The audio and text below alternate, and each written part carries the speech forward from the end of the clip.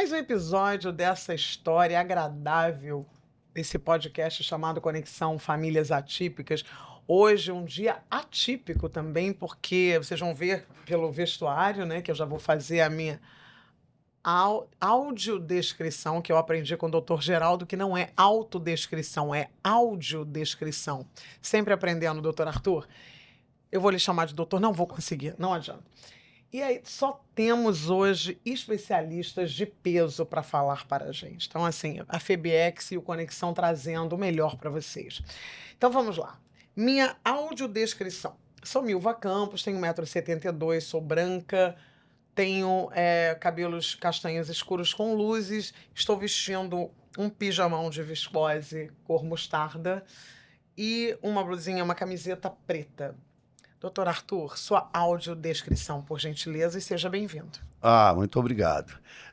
Bom, minha audiodescrição, eu tenho 1,80 m, eu tenho cabelo castanho claro, tenho 58 anos,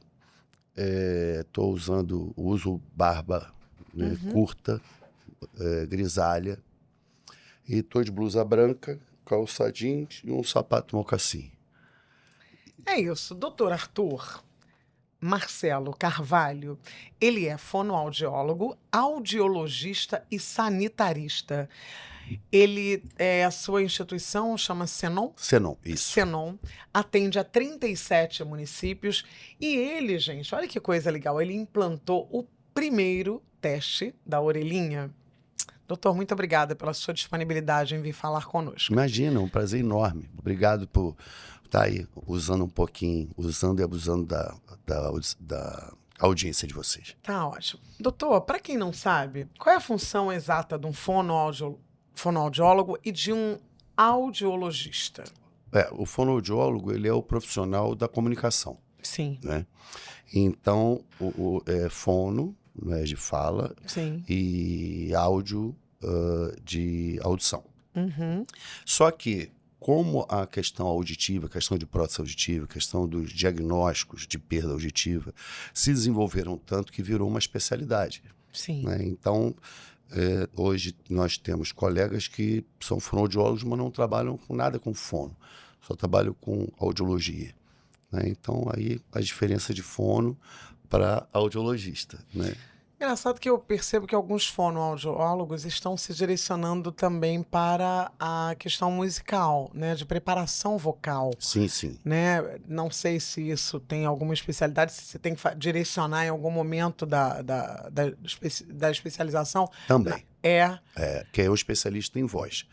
Né? Especialista em voz. Que aí tem a voz falada e a voz cantada. Sim. Né? Então, para uma pessoa, por exemplo, que está nos assistindo, atípico ou não, que tem o desejo, por exemplo, de falar em público, tem dificuldades, ou acha que a sua emissão, a sua projeção, ela é dificultosa, por algum motivo, o fono ele vai dar esse suporte. Com certeza. Com certeza. Ele sendo um especialista, ele vai ali, além de ser corretivo, né? Se tiver algum desvio vocal, Sim. ele também pode dar esse suporte. Por exemplo, é comum você ter uma produção vocal de um fonoaudiólogo no teatro, entendeu? Na televisão, né? É muito comum. Para a questão da articulação e para a questão da projeção. Articulação, projeção vocal. Sim. É bem comum. Doutor, e como começa a sua história nesse mundo PCD? Como começa? Pode ficar à vontade para contá-la. Eu sei que ela é genética, tá no DNA, e tem uma história linda. É verdade, né? Assim, sou falar. filho de uma assistente social, Sim. apaixonada, né, por esse mundo do PCD. Uhum. E desde pequeno, eu tenho 58 anos, então foi há bastante tempo. Né? No Cercadinho, eu já cresci numa instituição. Né? E logo depois, alguns anos após, a minha mãe vendeu a parte dela, porque era uma instituição com fins lucrativos. Ela vendeu a parte dela e abriu uma sem fins lucrativos, que era o Sonho Dourado, uma assistente social pense. Sim, né? sim. E é o Senon, né, que está, por um acaso, fazendo 50 anos esse ano. No dia 17, já fez, né? No dia 14 de julho de 1974, era fundado o Senon pela minha mãe e pelo meu pai. Senon, Centro Educacional Nosso Mundo. Que né? lindo. E aí tinha essa pegada assim, nosso mundo, eu quero idealizar um mundo melhor, um mundo, né?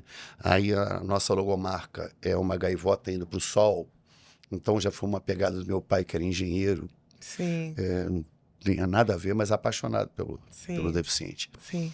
E aí falou, não, seria uma gaivota buscando um lugar ao sol, né? Então a nossa missão vai ser ajudá-los a conquistar um lugar ao sol. É Ou de bonito, né? ser esse sol, né, que ilumina essa gaivota, sendo um norte para ela, É, no momento que a auxilia. Né? Também verdade. pode ter essa outra É interpretação, verdade. não é verdade? Doutor, e como é o desafio de manter o Senon, né? Porque a gente sabe que as instituições, elas fazem um trabalho nobre, Uhum. mas no exercício, né, dessa nobreza, elas encontram muitos desafios, né? Até porque não tem o ganho, elas não cobram para atender essas pessoas. Uhum. Como é que é? Assim, é realmente um desafio, né? Um desafio que nos dias de hoje, cada vez mais, né? O Sim, mundo não sendo assistencialista, porque quando nós buscamos uma integração, uma inclusão, nós também temos, desse deficiente, nós também temos a responsabilidade de oferecer um serviço de qualidade, um serviço de excelência, né? E aí que fica o nó da coisa, né? Porque, por exemplo, sinceramente, ministério, eu acho que o nosso Ministério da Saúde, da Assistência Social, eles têm programas maravilhosos, né? O problema está na implantação desses programas nos municípios, né? Eu acho até que o município do Rio de Janeiro vai muito bem, tem as suas questões, né? Mais da assistência social, mas na questão da saúde ele vai bem, mas assim, é aquela velha história, poderia ir muito melhor. é como cada um cuida da sua casa, como cada É, um pega aquilo que recebe para cuidar da sua é, casa e cuida, é isso? Para que as verdade. pessoas entendam onde é que está esse. Porque assim, nós temos o Ministério, né? E o Uhum. Ministério, ele tem muitos recursos, são recursos Ele tem uma federais, verba para aplicar e ali ele naquela tem os determinada. programas dele, Sim, né? Os programas são muito interessantes. sim, É, e aí, isso aí, ele pode ser repassado ao Estado, o Estado repassar para o município ou direto para o município. Mas, quando nós estamos na questão municipal, realmente a gente precisava de uma atenção maior, né? No sentido de, poxa, é tão mais barato se você pensar numa gestão, é tão mais barato você ter um deficiente eficiente, né? Um sim. deficiente que desenvolva as Habilidades, suas né? habilidades e a sua função de cidadania, Sim, entendeu? Ele com certeza ele vai custar mais barato aos cofres públicos do que sim, aquele deficiente dependente. Então, se nós trabalharmos o mais cedo possível, o mais precocemente possível, nos aproveitando da nossa chamada plasticidade cerebral, né? No desenvolvimento infantil, a criança ela está muito ávida. O cérebro, o desenvolvimento cerebral, o desenvolvimento neural, ele está muito mais aguçado. Então, se a gente tiver uma intervenção precoce ali, que de precoce não teria nada, precoce porque não se faz muito isso. Mas sim. se a gente, quanto Os mais primeiros 2 cedo a anos que gente. é esponja, Pô, né? Nossa, entendeu? tá Não, pode tudo ser em meses, né? meses, sim, E aí ele vai ter um desenvolvimento muito melhor, né?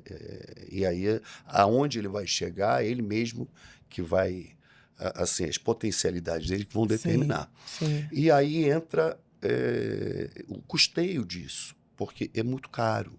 Por que é caro?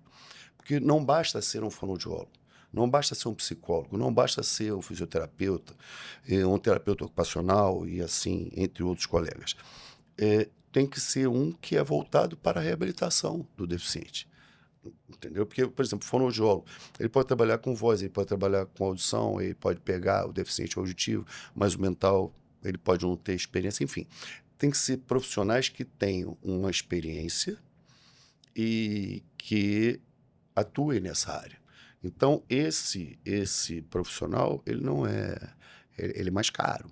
E existem muitos deles? Porque a Hoje gente em dia até são falou poucos. poucos, né? Eu acho que, por exemplo, hoje, essa garotada, não Sim. é, que quer trabalhar com humanas e tal, eu acho que eles podiam dar uma olhada, ter um olhar especial para essas profissões. Fonoaudiologia, psicologia, terapia ocupacional, Até mesmo a própria fisioterapia. fisioterapia, né, que é Sim, belíssima também. Eu tenho um também. respeito muito grande pelos fisioterapeutas. Então, esses profissionais, que até pergunta aqui, qual a diferença de um profissional que atua na reabilitação? Ele é treinado para habilidades específicas, né? Para Sim. conseguir fazer com que essa criança, né, ou Uhum. esse bebê, ative lugares que ele tem potencial, mas sem precisa ser estímulos específicos, é isso? Sim. Por exemplo, nós temos diversos autores, diversas propostas, né, de tecnologias, como Bobat, ABA, Fulltime, Piaget, enfim, Bobat, Sim. que a gente precisa estudar isso, muito bem isso, né? Piaget era do construtivismo? Também. Porque eu estudei isso em neurociência. E aí o que acontece? Porque, e não só num método desse, né? Sim. Porque, na realidade, o ideal é que o profissional detenha o conhecimento de vários métodos e naquele momento, com o paciente dele, ele vê qual que vai atuar melhor naquele momento do paciente. Só ele pega o paciente e ajusta no método. Não é o método que tem que Entendi. ajustar ele. Não é? Entendi. E esses profissionais que atuam na reabilitação, eles são bem remunerados? São. São. Eles são bem remunerados. Então, talvez eles não... Na nossa área, a gente realmente precisa trabalhar em vários lugares, né, para poder... Mas a remuneração, claro, que se tiver uma pegada sindical, né, uma pegada... mas não é bem remunerado. Mas em relação a outras áreas, eu julgo que eles são bem remunerados. Então, de repente, está faltando que você saiba o quanto é legal ser um profissional da reabilitação. Verdade. Talvez você não conheça. Olha aqui, Verdade. todo feliz, realizado dentro daquilo que se propõe a fazer, né? A gente vai falar de um assunto que eu sempre acabo fazendo. Primeiro, quantas pessoas, mais ou menos, o Senon atende hoje? E aonde? Em quais locais? Nós temos o Senon Rio, né, que é na Rua João Barbário, no bairro de Quintino Bocaiúva, aqui no Rio de Janeiro, no município do Rio. E nós temos o Senon Natividade, que fica na cidade de Natividade, na região noroeste do estado. Fica ao lado de Itaperuna. Juntando essas duas unidades, nós atendemos a mais de 1.000. Mais de 1.000.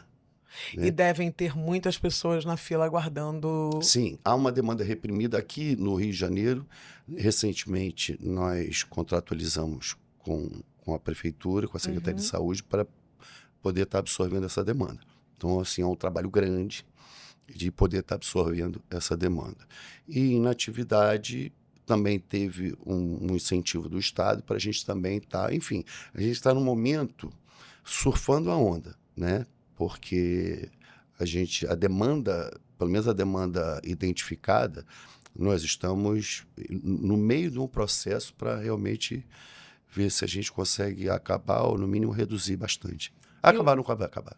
Os holofotes estão mais voltados para as questões, né, da tipicidade ou das deficiências, né? Isso, ao que parece, pode vir a fomentar, né, um incentivo maior. Você concorda? Você acha que isso pode acontecer? Sim. Eu tenho uma preocupação, sabe?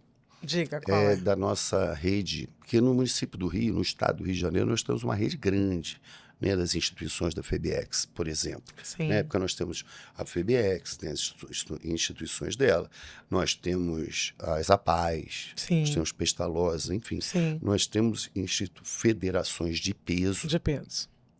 E me preocupa a sobrevivência de muitas delas, porque, de acordo com o município, as dificuldades são muitas, né? Eu digo de custeio. Eu acho bem próximo de ter certeza que nós deveríamos ter um alinhamento maior entre Ministério, Estado, voltado ao PCD, né? Ministério, Estado e município. e ter escuta para essas instituições. Por quê? O trabalho é muito caro. É tudo muito caro. O todo dia são muitos dias, entendeu? Sim. Sabe aquela mesa, né, mesa de debate, mesa de negociação, que a pessoa fala, não, mas em 30 dias, não, em 6 meses a gente consegue. São muitos dias amanhecendo e entardecendo na instituição, entendeu? Você está falando Para de aguentar. necessidades É de recurso mesmo. de imediatas, né? De coisas de para recurso. hoje. Eu acho que nós tínhamos que agilizar mais esse caminho do Ministério até de ponta a ponta, entendeu? Talvez desburocratizando um pouco mais, porque pelo outro dia eu conversei com uma pessoa que faz a gestão de uma dessas instituições, e ela disse, você não imagina a quantidade de exigências, a quantidade de coisas que você precisa, né, demandar para poder ter isso ou aquilo. Até uma empresa, quando ela quer, de repente, ajudar, dar um patrocínio que seja irrisório, ela vai pedir tanta coisa que ela quer saber. E a gente fala, poxa, vai lá, né? Verdade. Simples. Então é isso, doutor? Há uma burocratização muito grande, né? E há uma... Porque, assim, é complicado falar. Vou te dizer o porquê. Sim. Por exemplo, Tribunal de Contas, né? Da União, do Estado, do município, tem que ter o controle. Sim. Pode ser fato. Isso é um recurso público. Sim. E tem que ter o controle.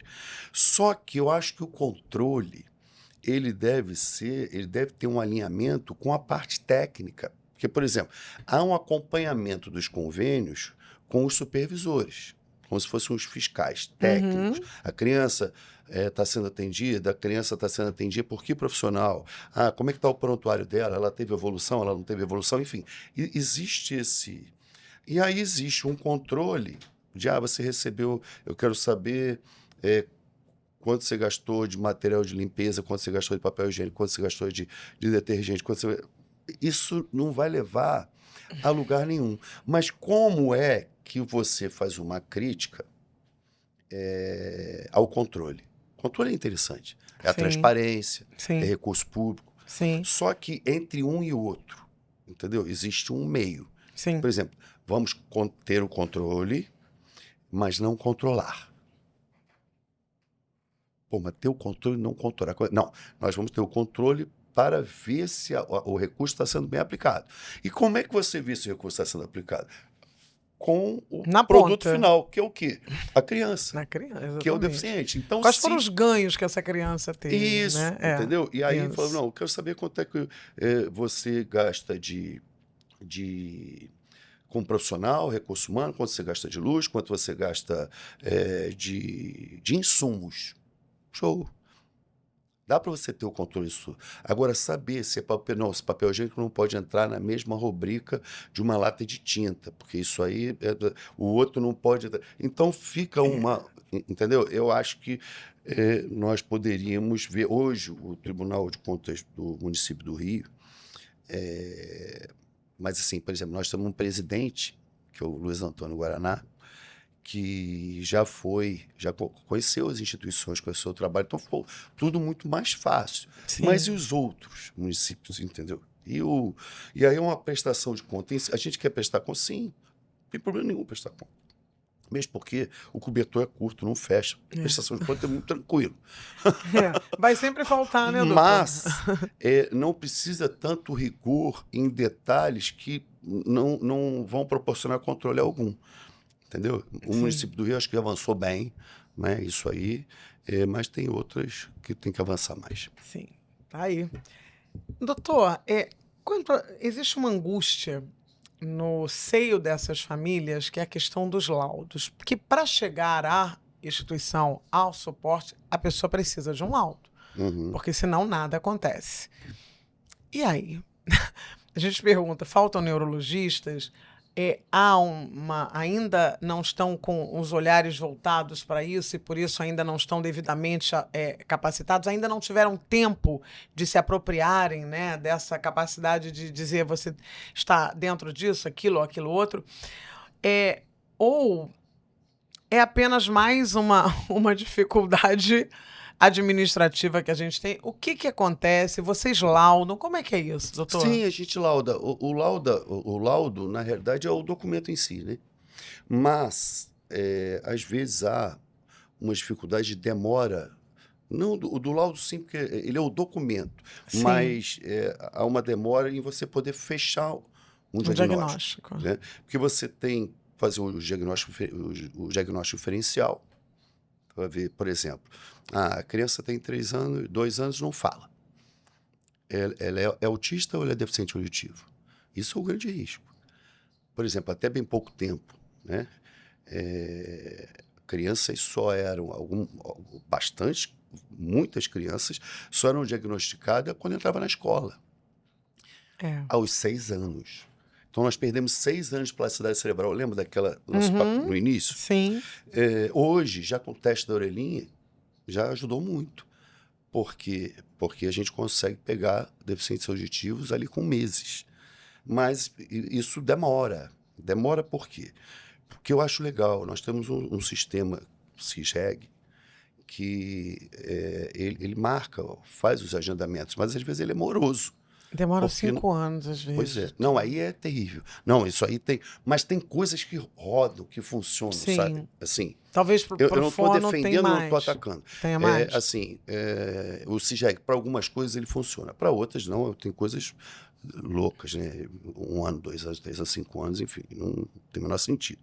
Mas é procurar uma instituição, né? Que FEBEX, a PAI, Pestalozzi, ou o serviço do próprio município, que são pouquíssimos, e falar que você precisa de um diagnóstico. Aí, na hora que consegue fechar o diagnóstico, aí vem o laudo, dizendo... Só que você precisa de vários exames, para você poder fechar. E, geralmente, o laudo médico, né? Uhum. Então, todos os outros profissionais vão fazendo as suas avaliações, dando o seu laudo, e depois fecham um laudo único, que possa, às vezes, por exemplo, pontuar uma lei. Ah, não, se for transtorno do espectro autista, né? Se for isso aqui, se for aquilo, as leis. Então, mas eu acho que é procurar. Se Lá no procurar, Senon, tem instituições. vocês atendem todo tipo de deficiência? Não, só intelectual e auditiva. Só intelectual auditiva? Isso. Tem muitos deficientes auditivos ainda? Tem, muitos, Muitos. muitos. É porque, assim, nós temos o surdo, Sim. né? São indivíduos que nasceram com a surdez, né? E que, ou por algum motivo, tiveram a perda auditiva por uma internação longa, enfim. Uma explosão de alguma coisa pode gerar também? Ou um ataque ototóxico, ataque. Sim. E existe a presbiacusia. Existe aqueles idosos que vão perdendo devido à idade, né? Eles vão perdendo. Então, são os deficientes auditivos. Que ele não é surdo, ele tem a audição ainda, mas ele precisa do aparelho auditivo para estar auxiliando ele, né? Então, assim, esse eu acho que é uma população mais tranquila, né? Vocês atendem também, Atendemos vocês também. dão esse suporte Sim, para idosos sim, também? sim. Eu acho que, assim, a questão do auditivo, eu queria até fazer uma correção. No município do Rio de Janeiro, nós implantamos o primeiro teste da orelhinha do serviço público do teste da Brasil, orelhinha do serviço do público. serviço Isso. público. Na nossa Primeiro conversa teste não da tem. orelhinha foi em São Paulo, Mônica Chap-Chap, Sim. fonoaudióloga Mônica Chap-Chap. Segundo, se eu posso estar enganado, mas o segundo, eu acho que foi a Mônica Chap-Chap no Albert. Sim, Alster. E o segundo teste da orelhinha do Brasil foi Cristina Simonek, fonoaudióloga Cristina Simonek, na São José, na maternidade de São José. Na saúde pública Na saúde pública foi o primeiro do Rio de Janeiro, largou na frente. É porque lá a gente não falou isso lá, mas aí a gente corrige, não tem nenhum problema. Então existe a pessoa... Posso chamar de surdo? Sim, não Posso? tem problema algum. O surdo que né, ele nasceu com a surdez, e tem aqueles que... Que é o deficiente auditivo, que cada tem presbiacusia... E os que vão perdendo, né? Eu, por exemplo, entrevistei um jovem que ele está perdendo a audição de um lado.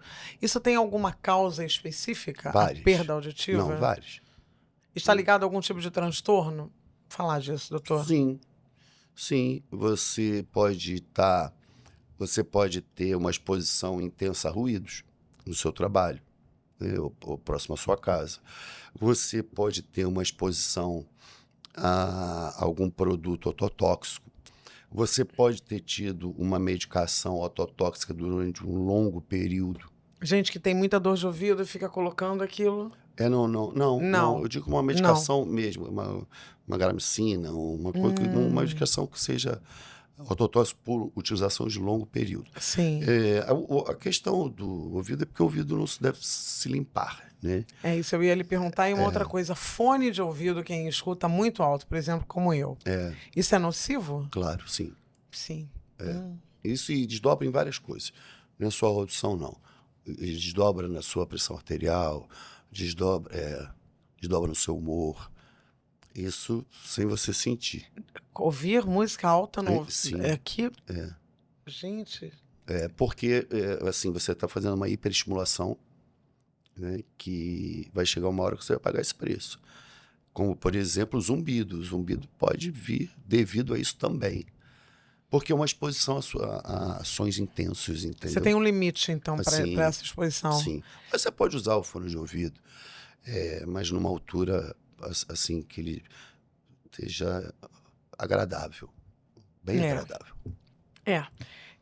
Você falou também futucar não pode ficar colocando... Não deve. Por quê? Porque o nosso ouvido, ele tem as glândulas ceruminosas. Sim. Esse cerume, ele tem várias funções muito legais. Cerume é aquela cerinha, gente, que todo mundo tem. Eu, doutor, todo mundo. Todo Rodrigo, mundo. todo Aí mundo fala que o tem. ouvido está sujo, no ouvido não está sujo. É que a cera, ela tem, por atribuição, ser bactericida.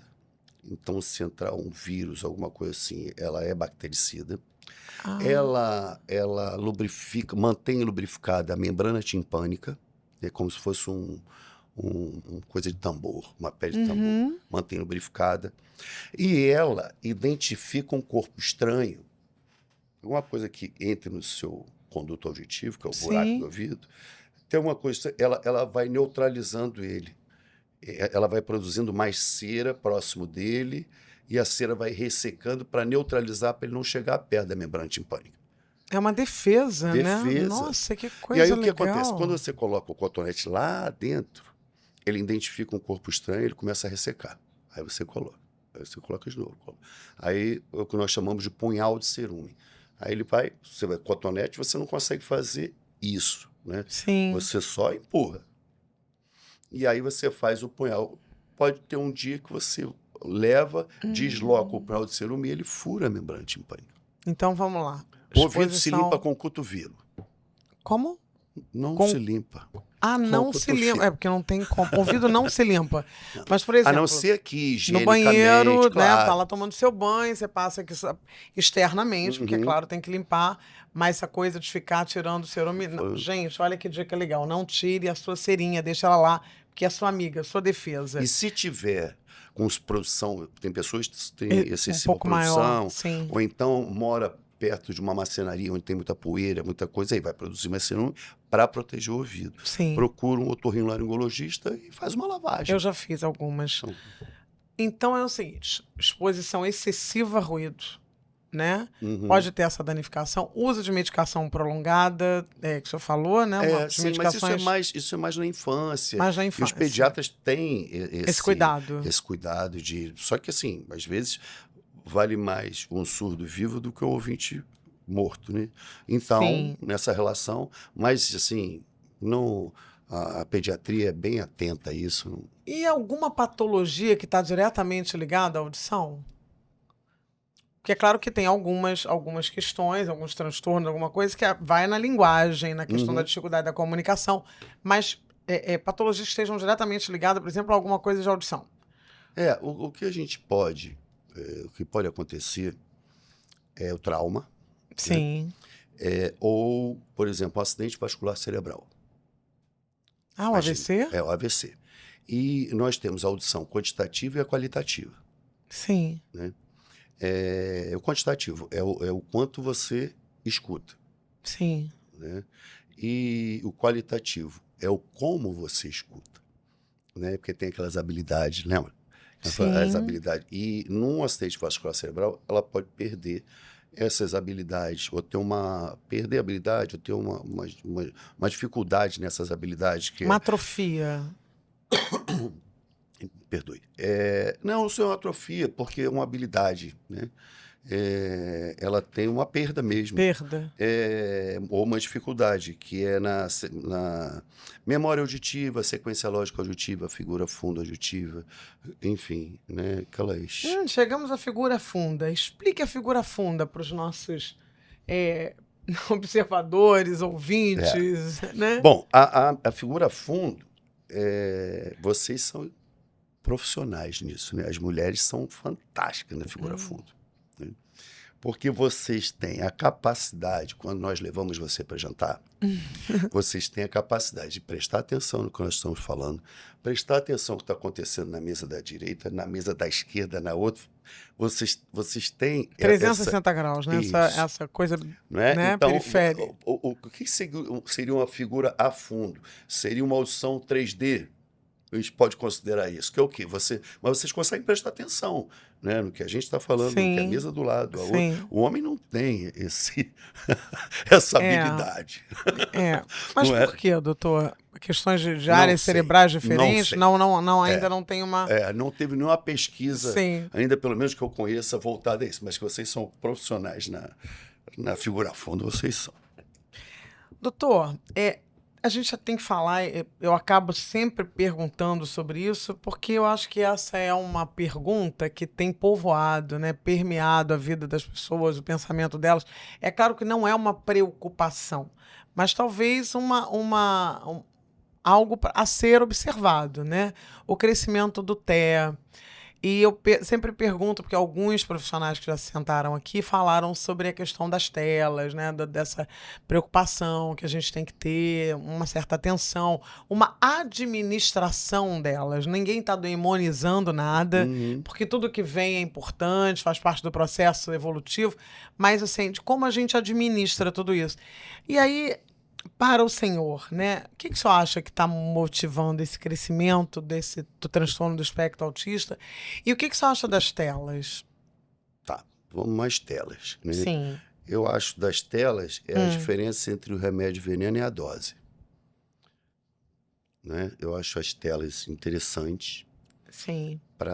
Por exemplo, só que tem telas e telas. Né? Vai depender do que é que está passando nessa tela. Mas nós temos, por exemplo, antigamente nós tínhamos aqueles livrinhos, né? Aqueles livrinhos de historinhas e tal. Sim. Isso passa nas telas. Só que a tela não tem textura. Não tem textura. Os livrinhos, nós tínhamos textura. Percepções sensoriais, né? Entendeu? Por exemplo, as cores da tela, elas são em harmonia, geralmente. Né? Quando é uma cor sem tela, uma cor física aqui, elas são mais destacadas, né? Então a gente está falando de texturas, de tonalidade de cor, Agora, as telas são interessantes. Eu tenho 5 filhos, né? Eu tenho uma de 7. E ela usa o iPhone com muita habilidade, mas muito mais do que o senhor. Sim, com certeza.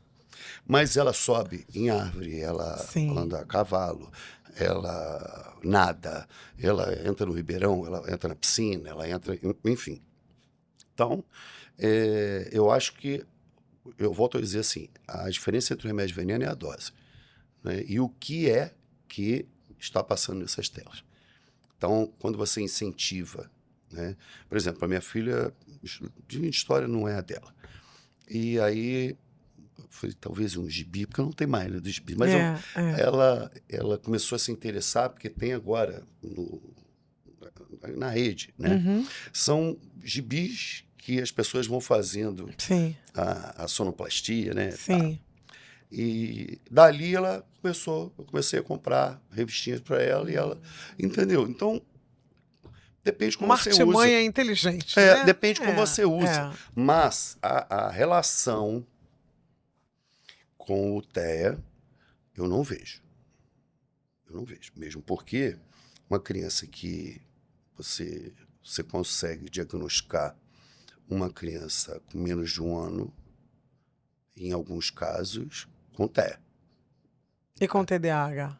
Hã? Não, não, porque elas são muito imaturas ainda, né? O Sim. TDAH Não, então, você estou consegue. perguntando a tela e o TDAH. Aí já pode ter algum tipo de. Pode. Pode, né? Pode, naquela relação que nós Sim. falamos anteriormente, que, por exemplo, falta experiência. A tela, você olha a experiência dos outros. Você não tem experiência. É uma falta. Você está dentro de uma cena, você está numa cidade, você está num barco, você não está nesse barco. Entendeu? Então, por exemplo, no barco, você tem o equilíbrio, você tem a troca de temperatura, você tem o vento, você tem. Ali parece a sensação de estar no barco, mas você não está no barco. Então você assiste a vida dos outros. Né? Esse é o problema da tela. Os joguinhos e tal. Pô, os joguinhos, aí você vê o movimento oculomotor, não é? Auditivo ali, tranquilo. Até aí. Mas se só tiver isso, É. claro que vai ter uma defasagem. Você falou para mim, criança tem que rolar. Isso. Criança tem você disse isso para mim, né? Criança tem que rolar, tem que pular, tem que subir, tem que. E a importância disso é exatamente por conta desse desenvolvimento Sim. psicomotor, Aí a gente sensorial. está falando de desenvolvimento lá, né? Lá da criança. Isso, isso. Aí a criança tem que seguir um, uma, assim, um cronograma cartesiano, entendeu? Ela tem que se arrastar, ela tem que rolar, ela tem que sentar, ela tem que engatinhar para depois andar. Esse negócio, meu filho não engatinhou, não é bom. Não coloquem isso como uma grande vantagem do seu filho, porque isso não é bom. Meu filho negativou, já foi andando. Porque nós temos 2 hemisférios. Sim. Né? Então, Interessante isso, essa doutor. questão da lateralidade, né? Como, por exemplo, o hemisfério direito ele comanda os nossos membros esquerdos, e as nossas habilidades esquerdas, e o esquerdo comanda o direito. Então, você trabalhar essa alternância de lateralidade, né? Você vê quando nós andamos, a própria marcha, né? Você bota você está com o pé direito, a tua mão esquerda está indo à frente junto com o pé direito. Tenta fazer você se desequilibra. O equilíbrio estático, equilíbrio dinâmico é importante. E tudo isso está tá junto com o desenvolvimento intelectual, emocional. Por isso que nós chamamos de desenvolvimento psicomotor, neuropsicomotor. Existem crianças que eu já reparei que não conseguem correr. Elas que tropeçam. Tem crianças que não têm absolutamente, não estão dentro de nenhum quadro de atipicidade, Mas tem um atraso. mas não conseguem Tem um correr. atraso. Talvez porque tenham pulado alguma coisa, Pode né? buscar lá na anamnese como é que foi a gestação, como é que foi o pré-natal, como é que foi o nascimento dela, depois o desenvolvimento. Busca lá. Pode Tem alguma buscar. coisa. Tem. Porque quando nós Interessante. falamos que tem o equilíbrio estático e tem o equilíbrio dinâmico. Isso aí precisa desse rastejar, até mesmo com o desenvolvimento visual, o desenvolvimento dessas habilidades auditivas. Não pode pular etapas, é isso que você está dizendo para mim. Não deve. Não deve pular etapas. Doutor, qual é o critério? Assim, como discernir o que é um transtorno ou o que é algo comportamental? Bom, na verdade, o comportamental é um transtorno. Sim, Tá? Isso aí é fato. que bom. Adoro essas respostas que vão mais fundo, vai. E aí o que acontece? Se nós pegarmos porque senão vai abrir demais. Vamos Sim. tentar fechar um pouquinho Vamos direcionar. TEA. Vamos lá. E aí? A criança, como é que a gente consegue identificar o autista de uma criança mal educada? Sem limite. O autista tem algumas características. A criança com com o transtorno do espectro autista tem algumas características. Andar na ponta dos pés, às vezes. As Cinesias, estereotipias, estereotipias repetitivas. Por exemplo, eles necessitam de uma rotina. Eles não abrem mão, por exemplo, se essa caneca for dele, ele só vai beber nessa caneca. A maioria deles. Porque fala assim, ele só vai... Eu estou generalizando, eu não gosto de generalizar, porque cada um é cada um. Mas a maioria deles tem que ter aquela caneca. Ele tem que deitar naquela cama. Ele tem que... Não, antes de dormir, ele tem que fazer isso. Por exemplo, ele passa... ele penteia o cabelo e depois escova o dente. Ele não vai escovar o dente para depois pentear o cabelo. Dificilmente. Não Então, tem essa liberdade que a Não. gente tem. Um dia eu vou fazer de um jeito, outro dia eu vou fazer de Não, outro. isso Não, é dele. é Assim, dele. Em sua maioria. E há que ser né? respeitado. E a criança, quando não tem limites, se você observar, você... É porque, assim, o grande problema é que a criança com espectro autista, a deficiência é invisível. Entendeu? Alguns pais já falaram isso aqui. E aí o que acontece? Aí elas são confundidas. Ou então você tem que se justificar. Desculpa, aquele é autista. Então agora tem um negócio legal, tem umas pulseirinhas, tem os um colares. cordãozinho. Eu gosto, acho que... Pois é, mas eu acho legal a gente olhar com esses olhos que você acabou de olhar. Né? Senão vai ter gente que fala assim, não, você está rotulando. Tem sempre um mimimi, né? Assim, Sim, tem que sair fora desse mimimi. Se isso dá um maior conforto à criança, não tem que rotular nada. Não só a criança, só mas também aos pais, que às vezes já estão cansados de ficam constrangidos, porque eu acho que é aquela velha máxima, né? Cada um sabe a dor e a delícia de ser quem é e como é. Então, às vezes você está ali todo dia, as pessoas, mas que... Nossa, já viu fulano? E aí você não tem que ficar se explicando, né? Você já está ali, pronto. Doutor, quais os transtornos que estão diretamente ligados à dificuldade com a linguagem e a comunicação? Ou quais patologias, sei lá como é que a gente pode chamar? Eu estou aprendendo, sempre digo que eu não sei de nada, então se eu falar alguma bobagem, por favor, me perdoem. São diversos. Diversas. Né? Porque mas as mais conhecidas, mais notórias. Nós temos paralisia cerebral, está falando infantil, né? Isso. Paralisia cerebral. Nós temos o TEA tem um atraso, né? Mas ele vai adquirir, mas ele tem um atraso. Tem a paralisia cerebral, tem... A síndrome de Down não tem. Geralmente não tem atraso. A síndrome de Down, assim... Bom, eu sou suspeito. Eu vivi a minha vida inteira com crianças e jovens com síndrome de Down. Então, assim... E diz que é a maior incidência, eu acho, que dentro dos quadros todos, tem mais síndrome de Down do que qualquer... E pelo menos alguém me disse isso aqui numa entrevista. Engraçado. Eu não teria sua opinião. No mundo. Algum especialista falou, não me lembro agora, mas em outro episódio falaram, sim, sobre isso. Eu estou muito assustado com a questão do TEA, tá? Sim. Eu trabalho há 44 anos. Eu trabalho desde os 14 com criança e jovem especial. Sim. Com deficiente. Eu estou assustado. Assim. E olha que a gente, todos os anos, a gente vai a todos os congressos, né? Pelo menos na maioria. Tenta estar na maioria ali. E a gente procura as pesquisas naqueles... Né, não estou lembrando, aqueles cartazes que tem com as pesquisas, são uns murais, né, que tem todo um rito científico interessante. Mapeamento, né? Eu busco aqui. Eu não sei. Não sabe, né? Mas que lindo dizer que não sabe, mas estamos buscando saber, né? Acho que isso aqui também é uma Agora, ponte. eu acho que avançou muito. Avançou muito. Por exemplo, a minha mulher é nutricionista. Sim. E uma ótima nutricionista, para deixar a parte. Sim. E é impressionante como a questão da intolerância ao glúten, ao glúten, a questão da seletividade alimentar. Chegou um caso, dá para Claro, aqui, pode falar. Chegou um caso no Senon que eu fiquei apavorado, assim. Agora, coisa de 1 ano atrás, uma criança de 3 anos que só tomava com TEA, que só tomava leite e começou a ter a intolerância ao glúten. Sim. Aí eu falar glúteo de novo. Não tem problema. É um ato Aí, falho. pois é. E aí, e ela chegou com várias feridas e tal. E assim, essa criança ia a óbito. Por quê? Porque ela não se alimentava de nada que não fosse leite.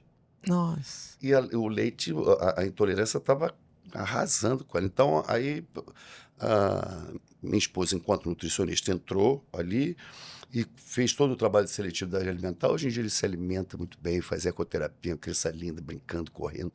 Quer dizer, essa questão alimentar no autista, eu acho que avançou bastante. Muito E eles bacana. estão acionando, eu já entrevistei nutricionistas, né? E eles falam sobre a questão lúdica da alimentação, né? Tem toda uma coisa de fazer a criança manusear, né? Fazer Cores. trabalhos com os alimentos e desenhos, isso e aquilo.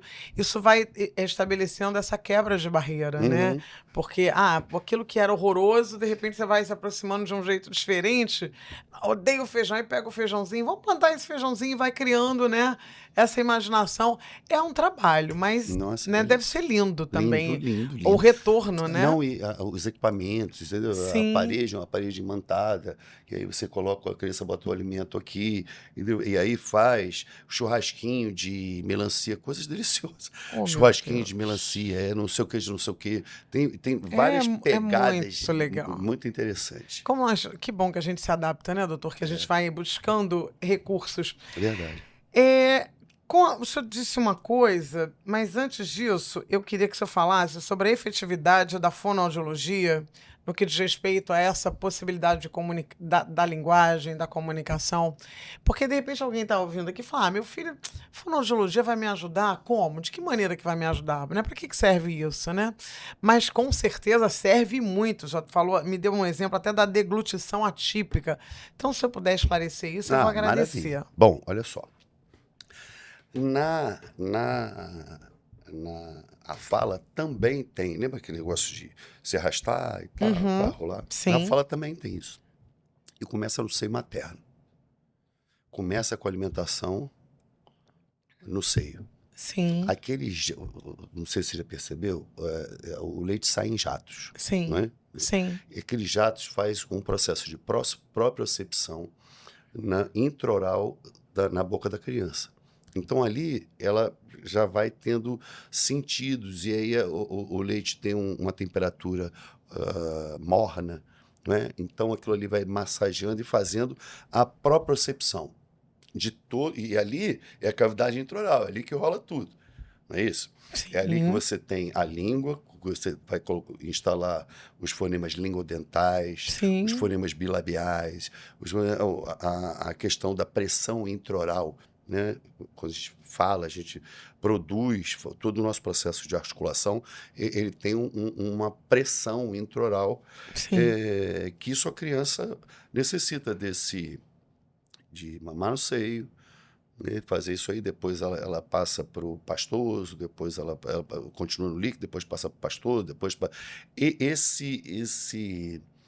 assim, essas fases de textura alimentar, de temperatura, ajudam muito no desenvolvimento da fala da criança, não da linguagem, da fala, Tá, né? da Para fala. produzir Ok. fonemas. E o da linguagem, ele está também associado a essa questão neuropsicomotor, né? Esse desenvolvimento dela. Tem crianças que falam um pouco mais tardio, outras falam, umas andam, mas nós temos ali uma faixa considerável disso. E todo e qualquer, hoje na internet tem ali desenvolvimento, todo e qualquer falta de enquadramento nesse contexto é procurar um fonoaudiólogo da rede pública, não é? Mas de que forma, é isso que eu queria que você esclarecesse, concreta a fonoaudiologia age nesses casos? Por exemplo, a criança tem dificuldade, isso se houver uma melhora Aí ela vai efetiva, ela fazer vai conseguir... de uma forma lúdica, né? Sim. Ela vai fazer uma estimulação perioral externa, vai fazer uma estimulação intraoral. Às vezes ela resgata o que a criança não teve lá atrás, porque não mamou no seio. Porque então ela resgata esse processo como se começasse de novo, né? Através dos exercícios? Sim. Aí ela vai fazer os exercícios de ponta de língua, ela vai fazer os exercícios de base de língua, né? Os fonemas linguodentais, guturais, bilabiais. Então, ela vai usar todo esse contexto. E, às vezes, dependendo da situação, ela faz um trabalho psicomotor. Volta, trabalha o corpo, Nossa. que aí você trabalha o amplo, depois você começa a entrar no movimento de pinça, né, nos movimentos menores, tá? O movimento de pinça, perdão. Sem problemas. E isso aí ajuda na questão dos fonemas. Na questão da linguagem, ficar trabalhando com a criança coisas que ela deveria estar trabalhando em casa. Que rola um negócio assim. A nossa vida é muito corrida, né? Sim. E nós saímos de manhã, por exemplo, a criança vai para a creche. Mas na creche, a criança deve ser desenvolvida na creche. Entendeu?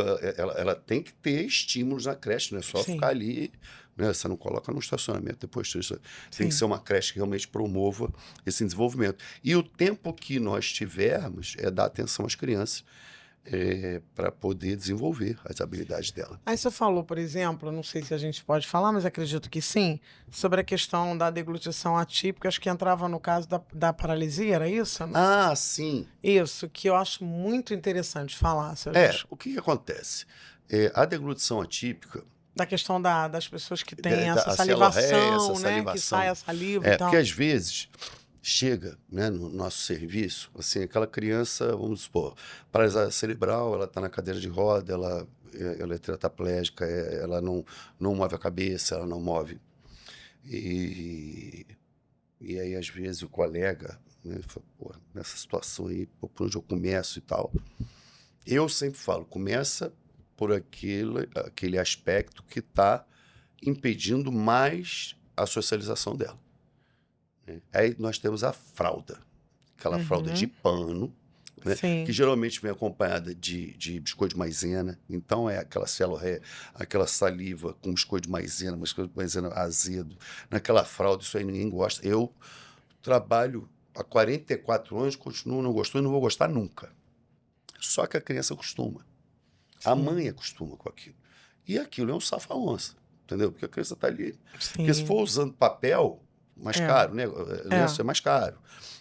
Chega uma hora Às vezes é o único recurso que a mãe tem também, né? Então, e não tem como pô, fazer. aquela fralda, então, mas beleza. Mas o que a gente vai fazer? Primeira coisa, vamos trabalhar a deglutição atípica dela, dessa criança.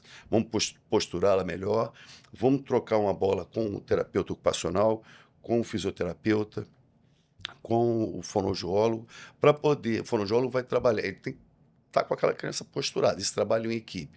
Ele vai trabalhar com a questão térmica, ele vai trabalhar a deglutição, fazer todos os exercícios de deglutição atípica para aquela criança adquirir ou recuperar, né, no caso, talvez, de um trauma, e se for congênito, dela adquirir essa deglutição atípica e encerrar. E tem essa muitos questão dessa casos de salivação. pessoas que cessam com a salivação Sim, e que sim. conseguem sair. Sucesso total. Mesmo porque para falar, produção de fala e tal, se ela não tiver com a deglutição dela dentro dos parâmetros, fica difícil você conseguir instalar um fonema. Entendeu? E no TEA e no TDAH também, a fonoaudiologia, ela auxilia de que forma? Ela trabalha mais na questão da linguagem, Da linguagem. da comunicação em Da si, comunicação. do jeito que for. Não vai ficar preocupado se ao invés dele falar rato, ele está falando tato. Não, é a comunicação. Para que se fazer entender, né? Exato. Incluir, né? Isso é incluir, né? Para ter Troca, né? essa troca, esse feedback, essa atenção às coisas, né? O fonoaudiólogo vai trabalhar basicamente comunicação, do jeito que for, até no olhar. Entendeu? Se ele conseguir um olhar mais assim, se ele conseguir chamar atenção. Por isso que numa sala, né, de estimulação do autismo, tem pessoas que botam um monte de coisa, eu ao contrário. Eu não boto quase nada. Ali Sim. sou eu. E aí eu apresento algumas coisas para ele, para ter a atenção dele, mas senão você pode perder. Pode não, vai perder a atenção dele. Então, é uma sala bem simples, de estímulos. E aí você apresenta os estímulos e vem trazendo ele para você. Para que não distraia, Sim, sim. né? Né? E aí você dosa o quanto você apresenta, você dosa o quanto, em que momento. Sim, tem que ter toda uma sensibilidade, porque a hora que não quer mais, acabou, tem Não, que e você tem que respeitar. ficar Para com a não cartola gerar ali, tá? a reatança. Isso, É isso? Aprendi? isso, Ai, doutor, reatância. tô ficando Isso, inteligente. Rapor e reatança. Rapor é essa coisa de trazer pra gente. isso, E reatança é o gatilho do afastamento. isso. Então, de repente, dá um toque para os profissionais aí para não fazer essa reatança. Como é que é isso, É, doutor? por exemplo, hoje em dia, a gente, por estratégia, né, a gente faz a anamnese. Primeiro, e na anamnese você vai observando ali a criança, vai observando a relação da criança com os Uhum. pais, ou com os avós, ou com o padrasto, madrasto, enfim, você vai. Você está ali, quantos anos, né? Mora onde? Uhum. Quantos anos andou? Lembra aquele. Como é que foi o Sim, parto? Como é que sim, foi a sim, gestação? Foi sim, tranquilo? Aí você pegando ali. Deixa ele, não, tranquilo. Não pode ter nada de quebrar. sim. Não, mãe, pode deixar ele, pode deixar ele. Fica à E fica vontade. olhando, pegando. E aí, terminou aquilo ali, você dá orientação, você vê qual é a queixa principal dos pais, entendeu? Por que eles estão ali? Por que eles chegaram? Você orienta e depois, primeira sessão. Primeira sessão, eu não estou nem aí. Eu só quero ganhar a confiança dele. Eu não Estabelecer um estou aí para terapia contato. nenhuma. Sim. Porque eu quero estabelecer um rapport com ele. É. Rapport é o estado ideal entre dois indivíduos. Né? Quando nós estamos com um rapport, é que você está confiando em mim, Uhum. você tem uma simpatia comigo, entendeu? Tá tranquilo, tá leve, né? Tá bacana. É um rapport. E aí, de repente, eu faço alguma grosseria. Não precisa de grosseria, não. Às vezes, por uma inabilidade, eu uso uma palavra. E aí você fala, pô, o cara é tão legal, tá vindo É. tão bem. Por que Deu que mole, né? deu Como diz mole? o pessoal jovem, deu mole. Exatamente. Isso, isso. Aí despertou uma reatância. Aí eu tenho que conquistar isso tudo Tudo de de novo. novo, entendeu? Por isso que a gente também usa muito a neurolinguística, entendeu? Usa menos o não, usa menos palavras negativas, Sim, entendeu? O não, assim, eu estou falando o não solto, né? sim. Porque o não, O não pelo não não o não, funciona, né? o não É, representa milhares de é. Ou, sensações, né? Tem o não, é. né? Tem o não, agora não, Por que agora que você acha a não. gente fazer mais tarde? Vamos fazer uma outra, né? Tem toda uma Isso, habilidade que a gente pode ir jogando, entendeu? né? E Então você trabalhando. trabalha o rapport, que depois que você fala, não, ele tá à vontade comigo.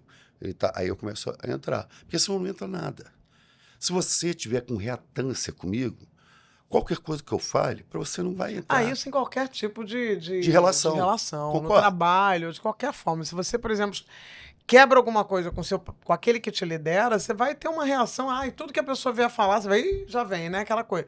Então, isso eu imagino também, Entendeu? né? E Com. aí, quando você tem uma relação, né, assim, específica, Sim. muito De específica, identificação, de num tempo confiança. muito precioso. Cara, o tempo é preciosíssimo da Sim. terapia. Vou te dizer o Sim. porquê.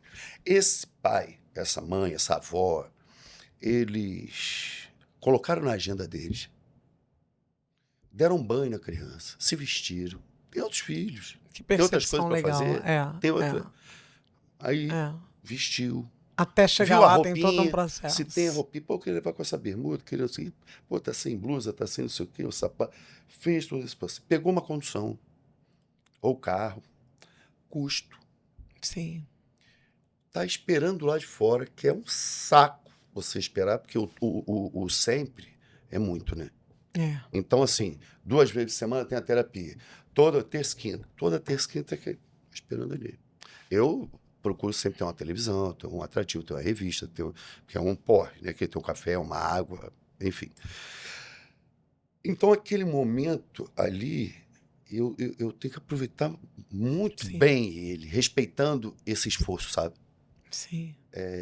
Não pode, não, hoje, olha, hoje, já imaginou, depois de tudo, eu falo assim, hoje não valeu de nada, já imaginou? É, é. Ó, hoje ele não tá nem aí. Não, eu tenho que ganhar alguma Tem que coisa. qualificar, Eu né? tenho que ganhar alguma coisa com aquele tempo Esse ali, porque tempo é valioso, né? aquele tempo daquela família, Sim. sacou? E talvez Chovendo. seja por isso que, por toda essa compreensão respeitosa, né, do valor do tempo, do esforço dessas pessoas, é que o Senon está completando 50 anos. Ah, é. Quero Muito parabenizar, né, obrigado. pelo belo trabalho, trabalho da sua família, esse trabalho que iniciou lá atrás, né, tá aí no DNA. Quero que isso, a partir daí fale da importância desse trabalho das instituições, principalmente como o Senon, FEBEX e tantos outros, né, a PAI e N outras.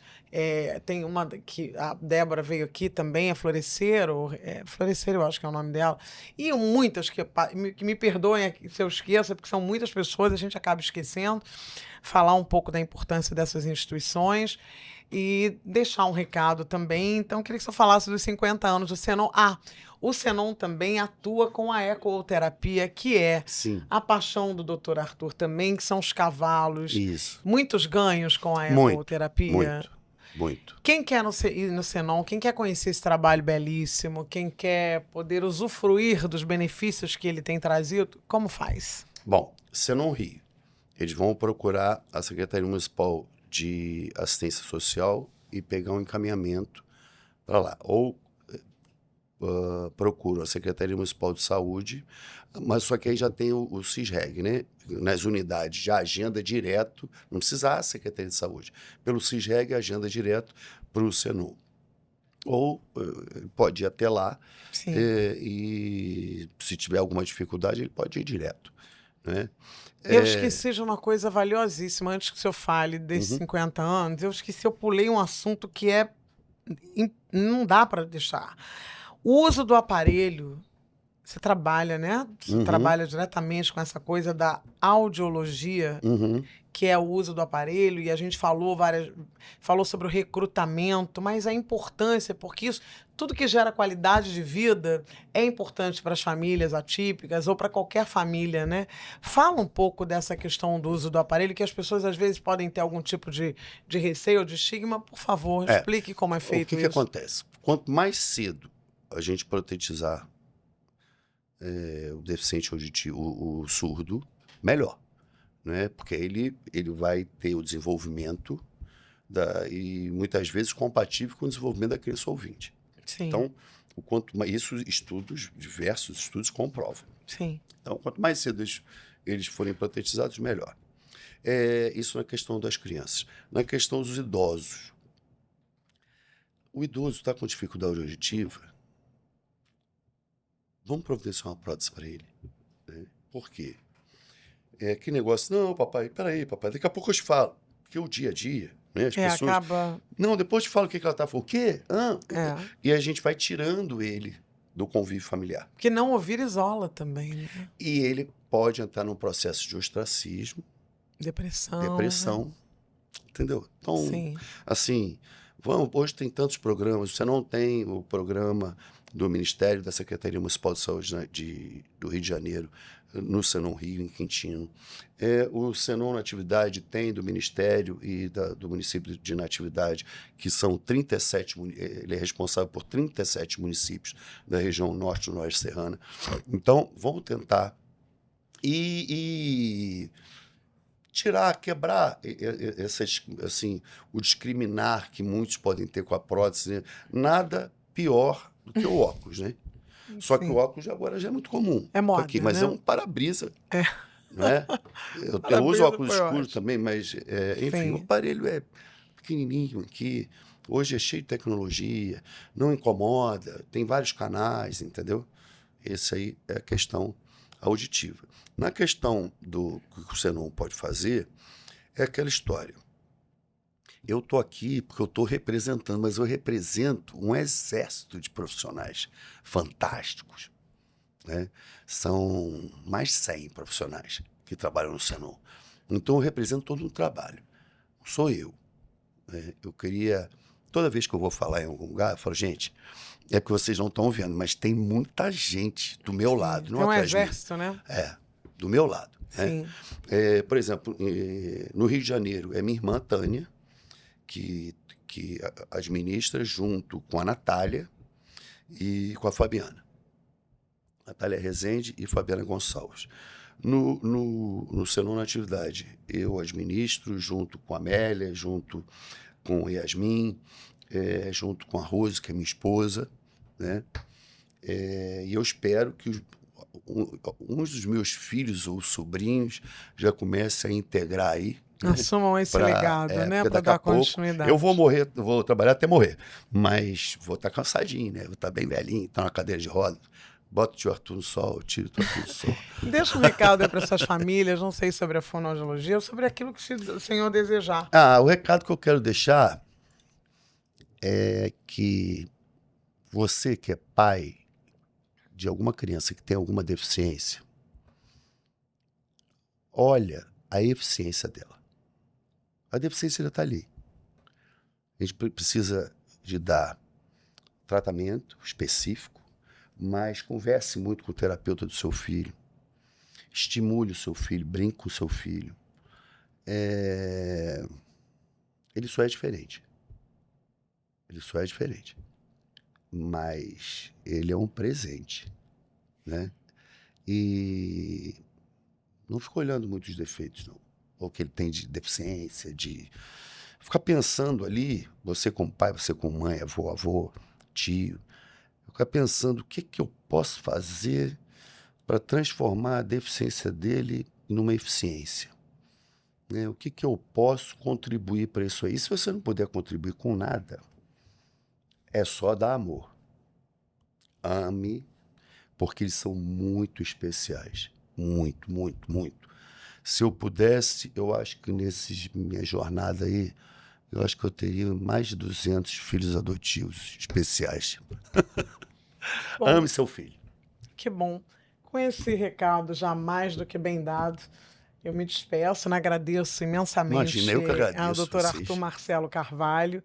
Né? Espero que você tenha gostado de todo esse conteúdo maravilhoso. A gente entendeu um pouco mais sobre a fonoaudiologia, sobre a audiologia e sobre os benefícios inúmeros que a gente pode ter com elas, né?